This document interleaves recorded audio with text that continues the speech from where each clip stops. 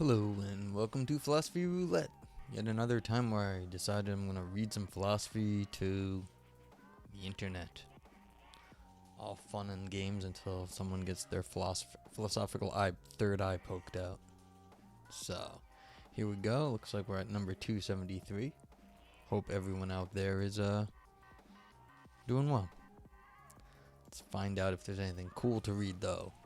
Advances in Philosophy. Oh, this is a Chinese I think. Or is this Japanese? I can't tell the kanji.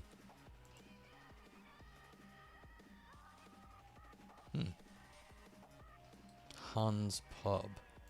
I mean, Han Chinese Pub?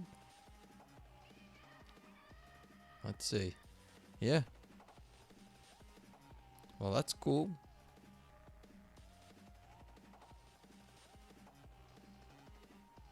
Open access, paper in a language I can't read. But that's cool. If anyone out there has analysis. Lucy McDonald, Cambridge University. Analysis. Like, I have to do it if it's here. No, it's not available. Book off color. Too bad. Can I get a hold of this somehow? Let's go find if Lucy has a website. Doctoral student. Maybe they do.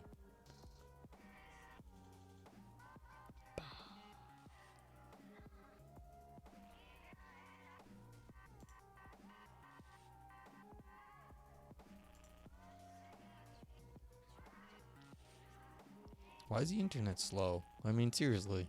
Oh, come on. Oh, it's available. It's open access for right now. Let's see if, no, this is the access key. Nice. So you click on, the publisher allows, if you click from their website, to go directly to the thing, because that's one of those carve-outs that they've made. Nice, so we can get this one. Nice. So let's read some analysis paper just because that makes my life a million times easier. You don't have to think about length. I don't have to think about nothing. So, easy peasy, something to warm up with. Maybe we'll do more than one paper. It'll be cool. There's the link. The link will, can always get it later by typing !! paper into the chat, and the link pops right back up like that if you do that. So, that's that. Let's grab some titles. Where's my, there, that. Two-Faced Compliments by Lucy McDonald. A little philosophy of language for our philosophical enjoyment.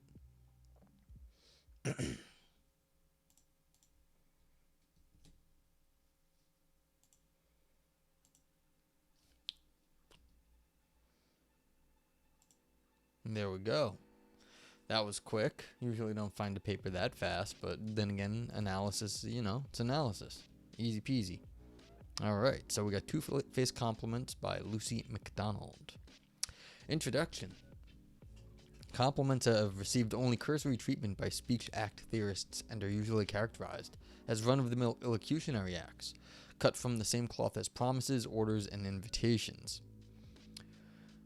Compliments are like invitations, orders, or promises. Interesting. Yet both intentionalist and conventionalist theories of illocutionary force struggle to accommodate ordinary language uses of compliment. I argue that this is because there are in fact two kinds of compliment: illocutionary compliments and perlocutionary compliments. This account not only illuminates the practice of complimenting as well as its converse, insulting, which can be similarly bifurcated, but also illustrates by way of a new example the complex relationship between illocutionary force and perlocutionary effect. All right, so here's one of the fun things that happened in the last week was I got basically the ability to telestrate. So it's like I can be like, you look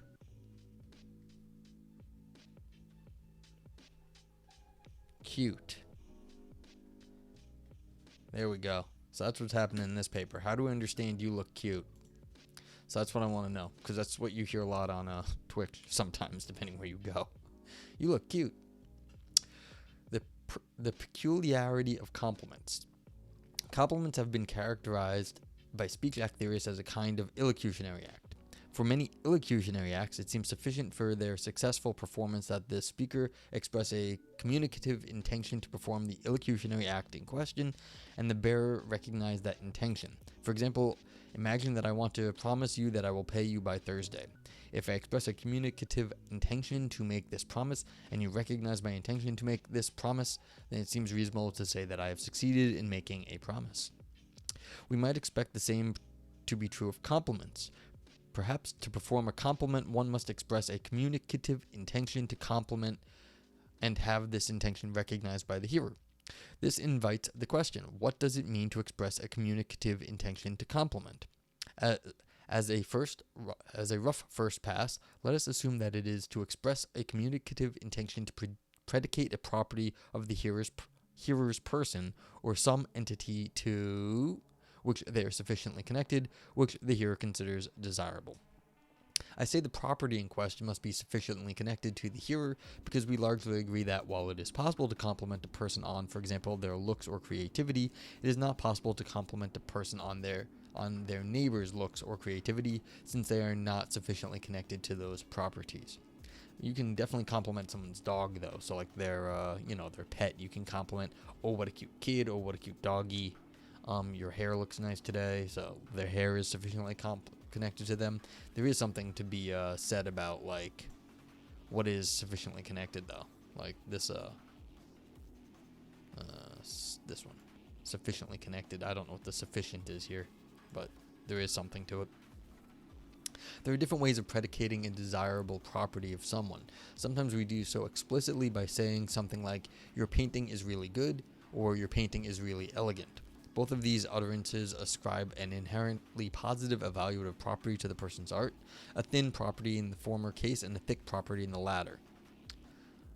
So, really good versus really... Why is one thin versus thick? Your painting is really good, or your painting is really elegant? Oh, don't know exactly what they mean by thin and thick here, but whatever. At other times, we predicate a property of someone implicitly. For example, we might say, I love your painting. This implicates that your painting has some positive property that makes us love it. Or we might say, your painting looks like a photo, which predicates a non-evaluative property of the hearer in the hopes that the hearer will find that property desirable. However, there are some cases in which... sorry, the music is a little too loud even for me. Let's drop that a little bit. However, there are some cases in which expressing a communicative intention to predicate a property of the hearer's person or some entity to which they are sufficiently connected, which the hearer considers desirable, and having this intention recognized by the hearer does not seem to suffice for performing a compliment.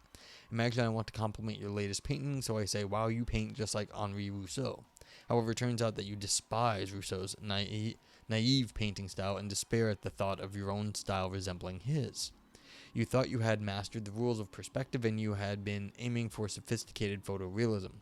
Even if you recognize my communicative intention to compliment you by ascribing a property to your art that I thought you would find desirable, you nonetheless might not conceive of my utterance as a compliment in some important sense. Indeed, when relating the interaction to a friend later, you might say, they told me I paint just like Rousseau, which was definitely not a compliment. I'm not sure this is right, but we'll see. I want to see where the author is going with this. Because, you can always compliment somebody and they can always take it the wrong way. That doesn't mean you failed at the complimenting. They can always take things the wrong way, too. And so there's definitely... Giving a compliment is not the same thing as receiving a compliment. So, yeah, it's like, you might say, oh, you look gorgeous, but, like, if I hate you and I don't want you to like me, then... Even though that's like a normal compliment and I could recognize it or might be normally recognized it, there might be instances where it is not a compliment or I don't take it as one. Yeah. Saito Architect, how are you? Welcome to the stream again. Appreciate coming back. People complain if something's sugar-coated. People complain if something's too blunt direct. People complain if something's too clinical. It sucks talking to broken-ass people because they take everything personally. Yes, this is part of the issue, is that things are complicated at this point. And the fact that you may have been honestly trying to give someone, a compliment doesn't mean that they received the compliment well. Some people can't take a compliment. And it's just like, yeah. And so this is why I'm saying I'm not exactly sure where the author is going with this at the moment. Because if you mean to be giving someone a compliment, that doesn't mean they're going to take it as such. But, I mean, that doesn't mean you failed at giving a compliment. Like, they could just be, sourpusses. This discussion does make me recall, just showing my age, what was it called? Clueless, with Alicia Silverstone. And she said, oh, it's like a complete Picasso. And she was talking about a rival girl in her grade. And they were like, but is Picasso's a famous painting or something? Or was it a Monet? I forget. But this says, oh no, it looks fine from a distance, but when you get up close, it's horrific.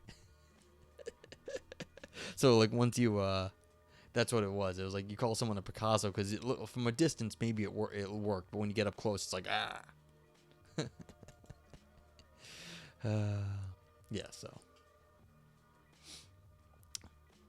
The reason you might not take this utterance as a compliment is that you do not consider the property ascribed to you to be desirable. This suggests that to perform a compliment, it is not enough to express the right kind of intention and have this intention recognized by the hearer. Maybe the utterance must also satisfy some hearer-dependent felicity condition for complimenting.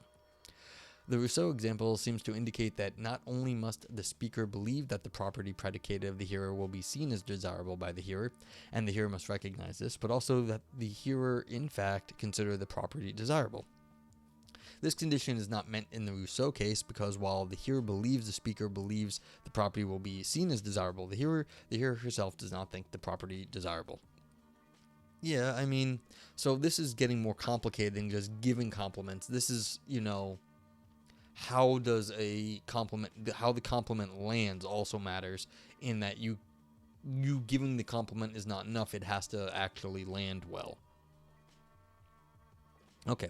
This makes a compliment somewhat analogous to the illocutionary act of ordering. To perform an order, it is not enough that you express a communicative intention to order to your hearer, which they recognize. You must also be seen by your hearer to have sufficient authority to give them orders.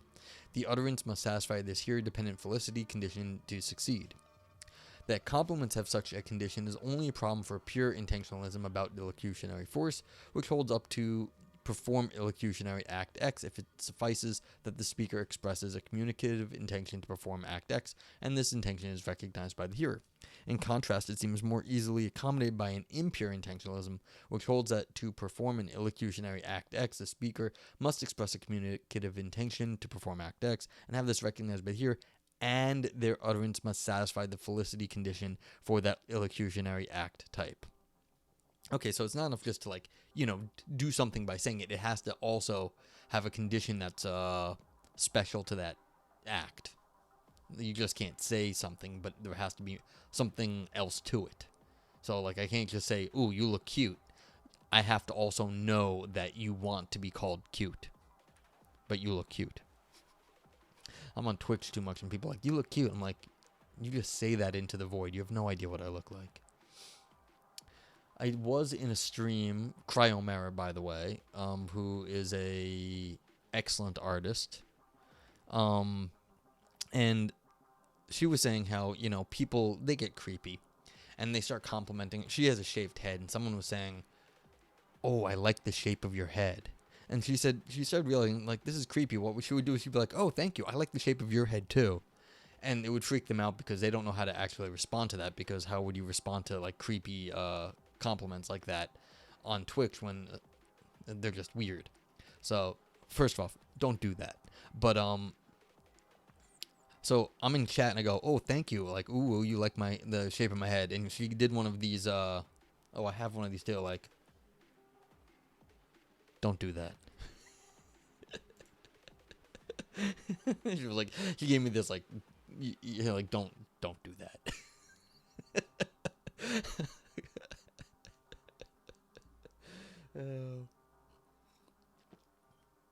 But yeah, I found out that Shane McInnes was actually a mod of Cryomera's, which is really cool. But I had been lurking Cryomera for months, and then I got brought over there in a raid, and Shane's a mod. I'm like, oh, it's a small world now. Yeah, if y'all don't know Shane McInnes, he's great. Yeah. Okay. Anywho, Cryomare does not like getting complimented on the shape of her head because it's creepy across the internet, and I understand that. Anyway, let's continue here. However, a problem looms for this account too. Sometimes we compliment unintentionally. This indicates that expressing a communicative intention to compliment is not just insufficient for complimenting, it is also non necessary. We also take people's utterances as compliments even when we recognize that they were not intended as compliments. For example, consider the following comment by Jackson Pollock about the reception of his art. There was a reviewer a while back who wrote that my pictures didn't have any beginning or any end. He didn't mean it as a compliment, but it was. It was a fine compliment, only he didn't know it. Pollock recognizes that the reviewer did not intend to compliment him, but he nonetheless described the reviewer's comment as a compliment. The reviewer therefore seemed to have performed an unintentional compliment. If the reviewer did not express an intention to compliment Pollock, how did they nonetheless end up complimenting him? And if any of you out there don't know what a Jackson Pollock painting is, go look it up. You can just Google this. I can just Google this, actually. Let's go do that real fast. Because you'll see what...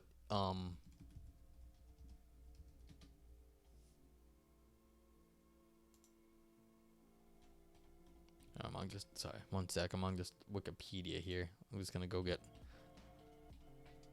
Alright, let's not do that then. Let's go images. Oh, they pulled them all down. Like, why is there no, like, here. Okay, so here we go. So this is a Jackson Pollock piece. And one of the things about it is that he's a modern artist in the 20th century. And one of the things he did was, you can see that it's almost as if there's no end to the painting. Like, he was pushing against the concept of painting being in this like box, that you need this. And so he was showing that like somehow the painting just kind of overruns out into the real world in some sense. I'm not an architect. I'm not saying this is great, but like you get the idea that if you look at something like this, it didn't just start or end at the edge of because this is what the whole painting looks like. Is like in the square, yes, but like you could see it. It just keeps going in some sense. Like just because this is all of the painting you see, that doesn't mean the paint like stopped at the edge. It wasn't like there was a clear delineation of where the painting ended. And so the fact that the reviewer like was struck by this, that's why Jackson Pollock took that as a compliment, because the reviewer understood something about what Jackson was up to, even though the reviewer didn't realize that it was intentional. And so Pollock took it as a compliment because it meant the reviewer did understand, even though the reviewer didn't realize it was a good thing that what they understood. Okay. If the reviewer did not express an intention to compliment Pollock, how did they nonetheless end up complimenting him? Perhaps to perform the act of complimenting, it suffices that your hearer comes to believe that your utterance predicates a property of them, or something sufficiently connected to them, that the hearer considers desirable.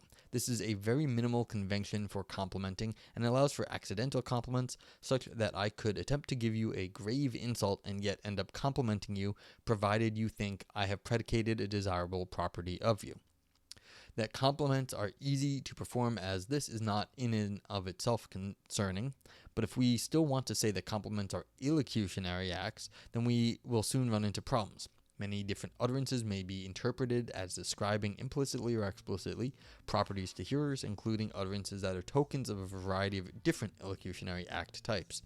Either we are wrong about some of our utterance classifications, such that what we thought was a promise, order, or invitation might in fact have been a compliment, or we must accept an extreme illocutionary pluralism, whereby we are considering and unknowingly performing the illocutionary act of complimenting at the same time as we are promising, ordering, and inviting. I mean, I guess if you're just having a very liberal understanding of what could be a compliment. The author says, both of these possibilities are implausible. Imagine a respected buyer reviews your work and says, I offer you £15,000 for your painting. You might take this as a great compliment, but this does not mean that the buyer did not perform the illocutionary act of making you an offer. Indeed, it is her offer that you take as a compliment. the utterance was both an offer and a compliment at the same time. If compliments, like offers, are also illocutionary acts, then this is rather an odd state of affairs because the buyer has performed 2 illocutionary acts but likely believes she has performed only 1. If we ask the buyer to categorize the illocutionary act she performed, she would say that she made an offer. She is highly unlikely to characterize herself as having also performed the illocutionary act of complimenting, and moreover she may reject such a characterization as false. This is because, though the speaker often have unintended and unknown perlocutionary effects on their hearers, they are usually aware of the illocutionary acts they have performed. To perform an illocutionary act is to exercise one's will in a particular way, probably using communicative conventions to ensure that one's hearer will recognize one's intentions. And that's the difference between illocutionary and perlocutionary. Illocutionary is showing what you're saying, that your will, by saying it. You're representing something, you're doing something with your words. The pure illocutionary is the effect that someone else has on by your words. Okay, so it would be implausible to say that the buyer exercised her will to perform a compliment but did not know that she did so, as expressing one's will in this way typically requires awareness that one is doing so. This explains why we typically hold speakers morally responsible for illocutionary acts they perform. Illocutionary acts typically satisfy the epistemic and control conditions for moral responsibility, in that agents know what they are doing and are in sufficient control of themselves.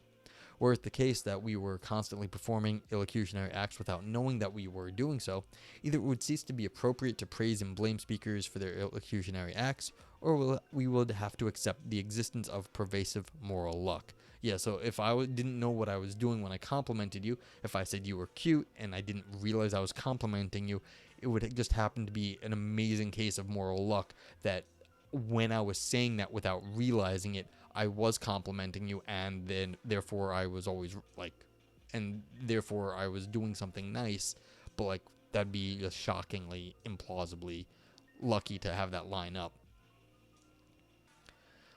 Yeah, she's trying so hard to explain the interactions between stupid people. Yes. The problem is a lot of philosophy is doing that. So, I mean, I'm not blaming her for doing this. It's that you have to go pick up on all the dumb things people say in philosophy of language and then try to explain them.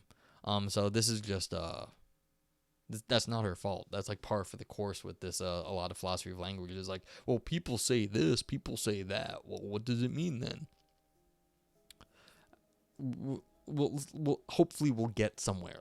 Where we go, I don't know where we're going with this, but the idea that we haven't looked at compliments yet in the philosophy of language, it does seem to be an oversight, and that's why this paper got published, because compliments are a lot of ink has been spilled on insults and slurs and things like that. And so this is the flip side. And so this is a nice paper in that sense that it's rounding out this whole area, because a lot of work has, been done on, if you say a slur against somebody, then how is that, where's the power coming from? Why does it hurt people?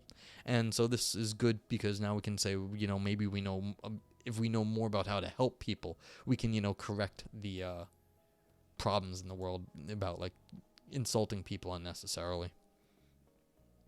Yeah. All right. So, yeah, the moral luck is not an attractive thing. Thus, while the buyer's utterance may have been both an offer and a compliment, it cannot have simultaneously constituted the illocutionary act of offering and the illocutionary act of complimenting. The duality of compliments. How then should we make sense of compliments? I propose that the foregoing problems arise only when we assume that there is just one kind of compliment. In fact, there are two: illocutionary compliments and perlocutionary compliments. To perform a perlocutionary compliment is to make the hearer believe that they possess, or that something sufficiently connected to them possesses, a desirable property. That is, the hearer interprets the speaker's utterance as evidence of some kind that the hearer possesses a desirable property. Perlocutionary acts, as Austin made clear, can be performed in unconventional ways. End quote. For clearly any or almost any perlocutionary act is liable to be brought off in sufficiently special circumstances by the issuing with or without calculation of any utterance whatsoever. Yeah, I mean, how people take things is really not up to the person talking. So this explains why most utterances and actions could, in principle, constitute compliments in the perlocutionary sense, depending on the properties that hearers value. And perlocutionary acts are not necessarily intentional, so this account explains why one can sometimes compliment unintentionally, as Pollock's reviewer did.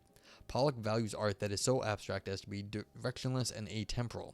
He regards these as desirable properties. Hence, he considered the reviewer's comment a compliment in the perlocutionary sense because he interpreted it as predicating these desirable properties of his work. Yeah. And I could see that. Like, you could say, look, someone could, like, try to insult you, but, like, because they got what you were going for right, and you were like, oh, good, they got it. Like, I'm happy. Like, it was a compliment, even though they didn't think it was. Like, it doesn't matter what they thought. Like, they understood what you were going for, and therefore you took it well. So, continuing. To perform an illocutionary compliment, meanwhile, one must express a communicative intention to predicate a property of the hearer or something sufficiently connected to them, which one believes the hearer will consider desirable, and the hearer must recognize this intention. Illocutionary compliments are therefore more conventional than perlocutionary compliments, and unlike the latter, they are intentional. The Pollock reviewer's remarks satisfy the criteria for pure perlocutionary compliments, but not those for illocutionary compliments, because the reviewer does not express the right kind of intention. My Rousseau comment, however, is an illocutionary compliment, but not a perlocutionary compliment. I succeeded in making you realize that I intend to ascribe a property that I thought you would find desirable. I did not succeed, however, in making you believe that you possess a desirable property. This distinction explains why compliments seem to resist speech-act analysis. They seem to fit uncomfortably with intentionalist theories of force because perlocutionary compliments need not be intentional. They caused problems for conventionalist accounts because they seem to entail an implausible form of illocutionary pluralism. Yet we need not embrace this pluralism to explain a case like the art buyer. An utterance can constitute both an offer and a compliment, but this is not because it simultaneously constitutes two illocutionary acts, one intentional and one unintentional. Rather, it constitutes the illocutionary act of offering and the perlocutionary act of complimenting. You know, I'm thinking this is, like, basically right. You can say things and people can take it how they feel like it. Like, they can be insulted and they can also take it well. And so the perlocutionary compliment seems like the right way to go. And then, of course, you can always be trying to compliment someone and then fail miserably or, succeed, however it may go. And those would be the illocutionary ones. So it seems okay. The account of compliments that I have offered also illustrates, by way of a new example, the ways in which illocutionary acts and perlocutionary acts can relate. Know that there is something non-ideal about my Rousseau comment. This is because an ideal illocutionary compliment is one that facilitates a perlocutionary compliment. Yeah, so I mean, if it's, in this sort of concept, an ideal speech act creates the exact response you intend in the subject, in the person that's hearing it, not the subject of what you said gets the exact point across in the person hearing it. The illocutionary act of complimenting, like many other illocutionary acts, seems designed to bring about a distinctive perlocutionary effect. For illocutionary acts of this kind, as Marina Spiza puts it, the perlocutionary effect is closely linked to the illocutionary act performed. Perhaps by definition, the illocutionary act would not belong to the type it does if it were not designed to aim at that perlocutionary effect. This class of acts is also discussed by Ted Cohen, who notes that many illocutions have associated perlocutions, where an associated perlocution is one brought about by means of an illocution it belongs with. For example, the perlocutionary act of intimidating is associated with the illocutionary act of threatening, and the perlocutionary act of alerting is associated with the illocutionary act of warning. In each case, the illocutionary act is designed to bring about the associated perlocutionary effect, and a person who performs such an act typically does so with the intention of producing such an effect and being recognized as intending to produce it. The perlocutionary effect is the rationale of the illocutionary act. When I say that there, end quote, when I say that there is a relation between the illocution and the perlocution in general, I mean that the perlocution is something like the rationale for the illocution. It constitutes a general reason, a reason überhaupt, for performing the illocution. It gives the illocutionary act considered as an act of a kind, a point. Yeah, I mean, we're just reviewing illocution and perlocution at this point. Whatever. Arguably, we give illocutionary compliments because we want to compliment our hearers in a perlocutionary sense. This is the rationale of an illocutionary compliment. We want our hearer to recognize that we have performed the illocutionary act of complimenting them, and as a consequence of this, to take themselves to have been complimented in the sense that they have come to believe that the utterance predicates a positive property of them. So, you know what we should talk about? We should talk about uwu. Because that's like something going on in like the world too. Like, especially over here, like uwu. Yeah, uwu. There we go. Cohen observes that for those illocutionary acts with associated perlocutionary acts... I'm in here. Sorry. Excuse me. Got yelled at from outside. Cohen observes that for those illocutionary acts with associated perlocutionary acts, a performance of the illocution that does not bring about the associated perlocution is in some way and to some degree abortive. This makes sense because in these cases the act has not produced the effect it is designed to produce, that is, it has failed to fulfill its function. This explains why, although I have argued it is a compliment in at least one sense, there is something defective about my Rousseau comment. It has not brought about the effect it is designed to produce. Conclusion. And How to Do Things with Words, Austin wrote that it is the distinction between illocutions and perlocutions which seems likeliest to give trouble. He had in mind here the difficulties of defining the two kinds of act in a way that made them sufficiently distinct, but I've shown that in ordinary language we also have trouble differentiating between illocutionary and perlocutionary versions of the same act. Ted Cohen observes that many illocutionary acts have an associated perlocutionary effect that is the rationale or point of the act. What he does not acknowledge is that for some of those illocutionary acts we have used the same word, in this case compliment, to describe both the illocutionary act itself and the intended perlocutionary effect of the illocutionary act. This can lead to confusing descriptions in cases where the perlocutionary effect and the illocutionary act come apart. One might wonder whether compliments are unique in this regard. It seems insults can be similarly bifurcated, and this is what I was saying earlier, because a lot of ink has been spilled on insults. So I wonder if this analysis can be extended. It seems that insults can be similarly bifurcated. We use insult to refer to both illocutionary and perlocutionary insults. We can insult illocutionarily by expressing a communicative intention to ascribe a property to a person that we believe they will consider undesirable, and we can also insult perlocutionarily by saying something that makes a person believe they possess an undesirable property. The general goal of insulting illocutionarily is insulting perlocutionarily.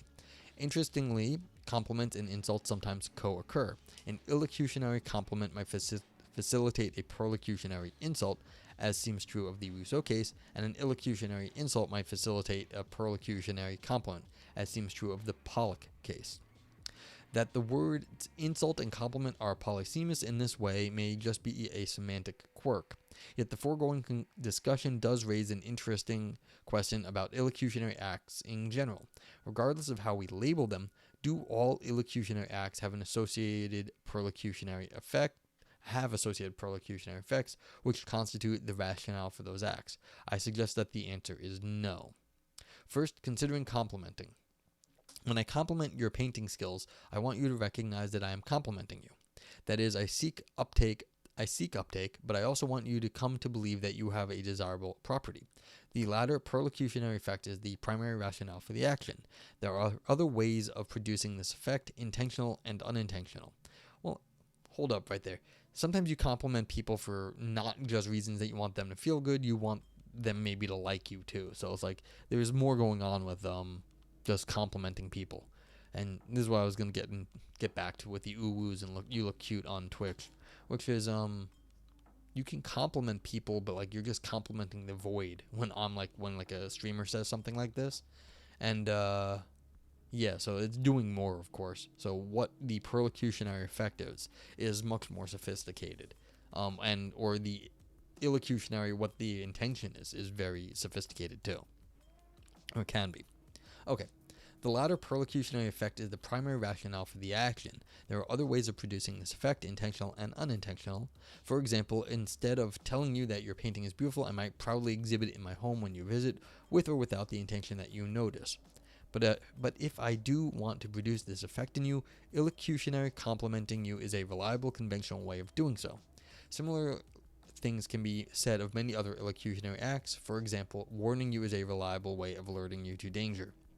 Next, consider consenting. If I give you consent to paint me, my goal is to exercise my will to change our normative statuses in a distinctive way, creating an entitlement for you that you lacked before.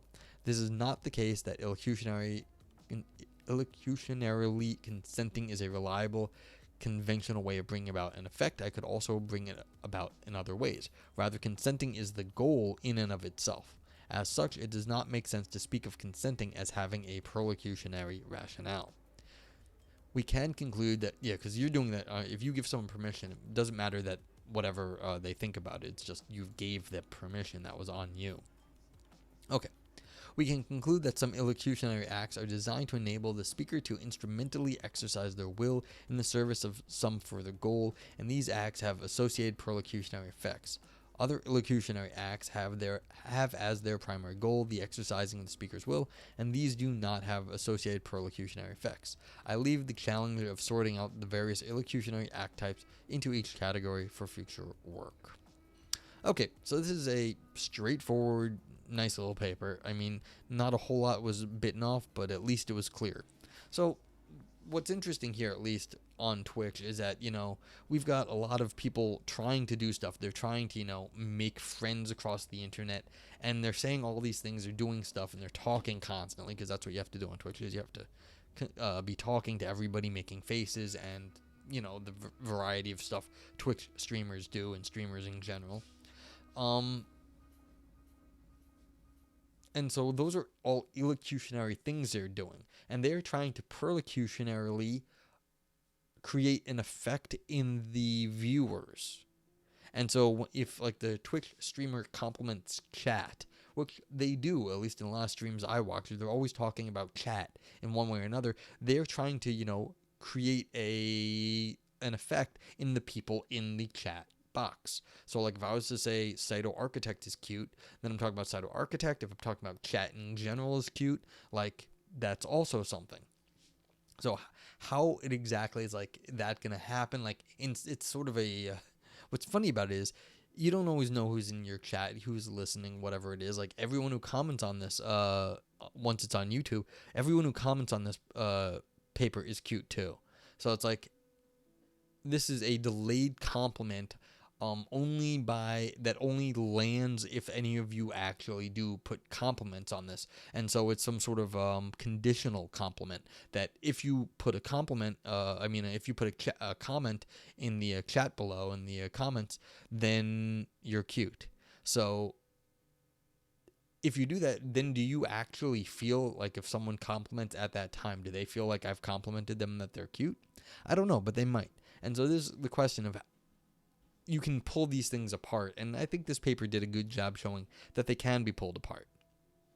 Now, does anyone believe me? Does any YouTube commenter in the distant future, assuming I ever get this uploaded to YouTube and published, would they actually believe that I think they are cute? Maybe. I don't know. But see, that's on them. That'd be the perlocutionary effect. So if you're doing these sorts of interactions, you can get really complicated sort of analyses using these concepts, and that's sort of why this is a nice paper too. Okie dokie. So any other comments, questions,